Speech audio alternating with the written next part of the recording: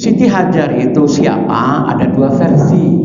Yang pertama ada yang menyebut itu adalah putrinya dari Fir'aun sendiri. Dan yang kedua memang adalah seorang budak. Tetapi budak pada zaman itu bukan seperti yang digambarkan sekarang. Orang hitam, kebal, dan lain sebagainya. Budak itu adalah orang yang memang diambil untuk dikuasai. Itu budak. Jadi contohnya, andaikan Sidarjo misalnya perang dengan Surabaya, lalu dimenangkan oleh Surabaya, maka kita-kita yang warga Sidarjo ini itu dijadikan budak oleh orang Surabaya.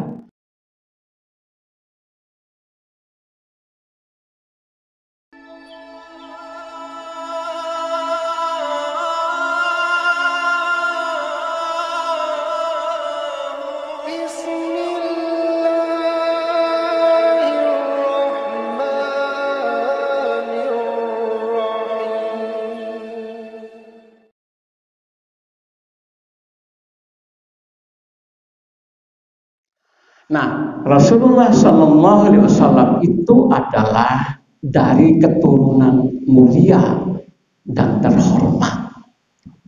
Karena itu, masyarakat Quraisy itu tidak mempersoalkan tentang keturunan, derajat dan status dari Rasulullah SAW.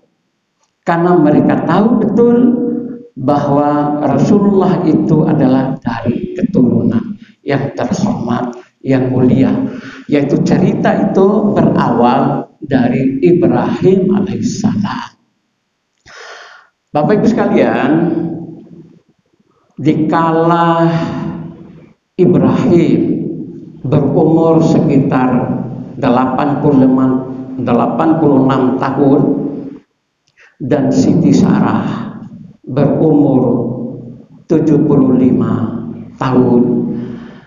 Sampai saat itu mereka belum memiliki keturunan.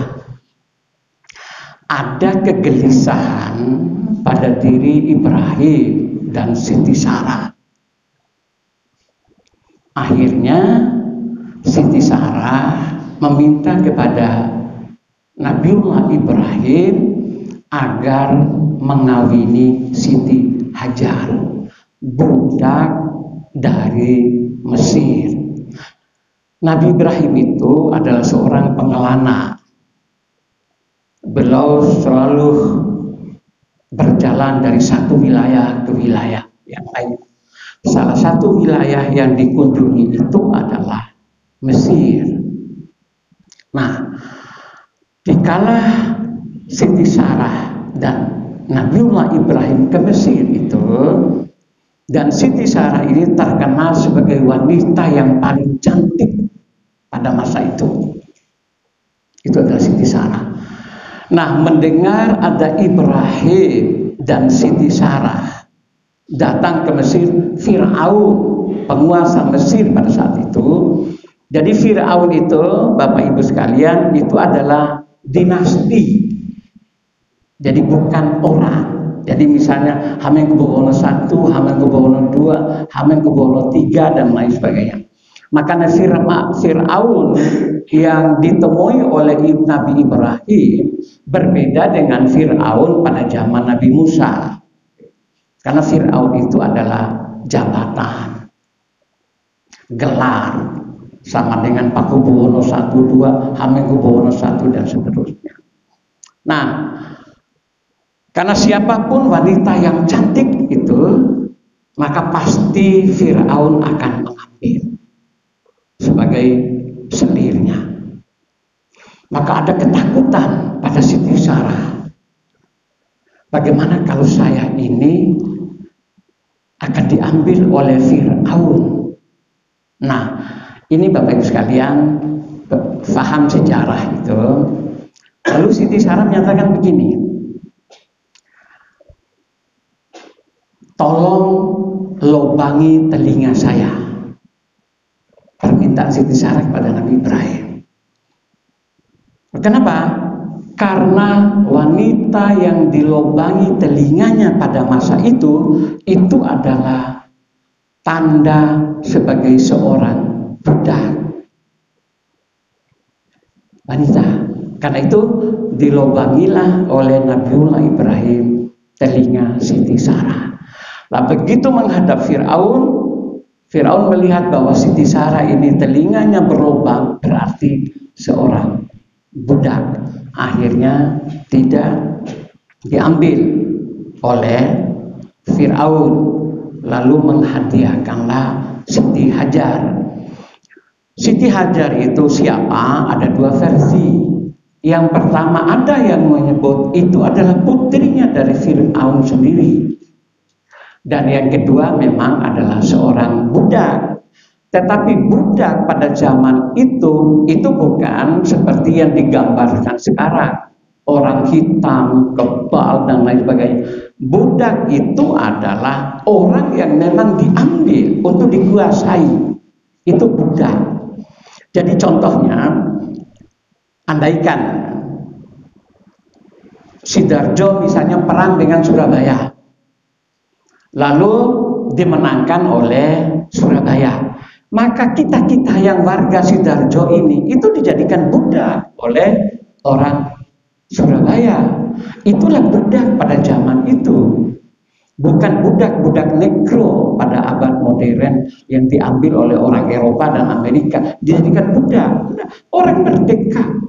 Makanya ada salah satu kerajaan di dalam Islam itu kerajaan Mamluk. Itu adalah yang menjadi raja itu adalah para budak. Salah satu rajanya yang terkenal itu Ratu Duratun. Yaitu dari seorang budak itu, Sajaratul Dur. Menjadi seorang ratu itu dari budak. Nah, makanya Siti Hajar ini adalah apakah putrinya Fir'aun atau memang wanita yang diambil untuk dijadikan budak. Nah, yang saya ingin sampaikan Bapak Ibu sekalian, pentingnya sejarah tadi itu, makanya kalau ada lelaki misalnya yang ikut-ikutan melubangi telinganya, kalau dia tahu sejarah ini sebenarnya itu adalah simbol perbudakan. Itu menjadi kebanggaan, padahal itu simbol perbudakan itu pada masa Fir'aun itu. Perempuan yang melubangi telinga saja itu adalah simbol, apalagi laki. Karena itu pada India, suku Arya itu tidak di telinga mereka meletakkan perhiasan, tapi di hidung. Tandanya itu, karena lubang telinga itu adalah simbol dari perbudakan. Makanya kalau ada laki, anak-anak muda melubangi telinganya, itu jadi kebanggaan, padahal itu adalah simbol perbudakan. Nah, lalu bawalah Siti Hajar ini oleh Ibrahim dan Siti Sarah. Dikala berumur sekian itu, maka Siti Sarah menyatakan, kawinilah Siti Hajar itu.